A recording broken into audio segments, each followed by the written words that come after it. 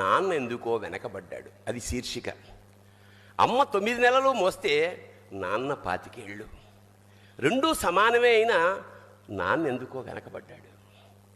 ఇంట్లో జీతం తీసుకోకుండా అమ్మ, తన జీతం అంతా ఇంటికే ఖర్చు పెడుతూ నాన్న, ఇద్దరి శ్రమ సమానమే అయినా అమ్మ కంటే నాన్న ఎందుకో వెనకబడ్డాడు.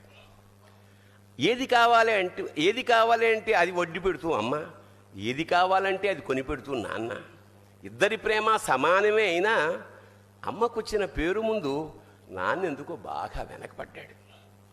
ఫోన్లోనూ అమ్మ పేరే, దెబ్బ తగిలినప్పుడు అమ్మ అని పిలవడే, అవసరం వచ్చినప్పుడు తప్ప మిగతా అప్పుడు గుర్తురానందుకు నాన్న ఎప్పుడైనా బాధపడ్డా?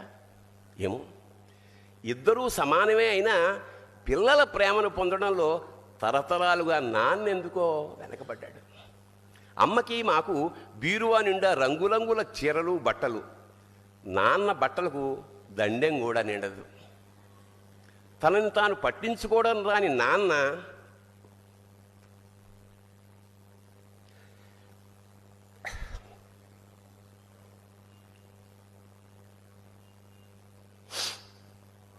ఎందుకో మాకు కూడా పట్టనంత వెనకపడ్డాడు.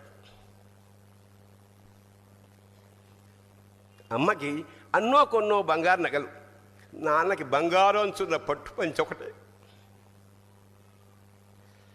కుటుంబం కోసం ఎంత చేసినా తగిన గుర్తింపు తెచ్చుకోవడంలో నాన్న ఎందుకో పాపం బాగా వెనకబడ్డాడు. పిల్లల ఫీజులు ఖర్చులు ఉన్నాయి. ఎప్పుడప్పుడు ఈసారి పండక్కి చీర కొనొద్దంది అమ్మ. ఇష్టమైన కూర అని చెప్పి పిల్లలు మొత్తం తినేస్తే ఆ పూటకి పచ్చడి మెతుకులతోనే ఇష్టంగా తినే నాన్న, ఇద్దరి ప్రేమ ఒకటే అయినా మా అమ్మ కంటే నాన్న చాలా వెనకబడ్డాడు. వయసు మళ్ళాక అమ్మ అయితే ఇంట్లోకి పనికొస్తుంది. నాన్న ఎందుకు పనికిరాడని మేము తీర్మానం చేసుకున్నప్పుడు కూడా వెనకబడింది నాన్నే. నాన్న ఇలా వెనకబడిపోవడానికి కారణం ఆయన మా అందరికీ వెన్నెముక కావడమే. వెన్నెముక వెనక ఉండబట్టే కదా దన్నుగా నిలబడగలుగుతున్నాం. ఇదేనేమో నాన్న వెనకబడిపోవడానికి కారణం.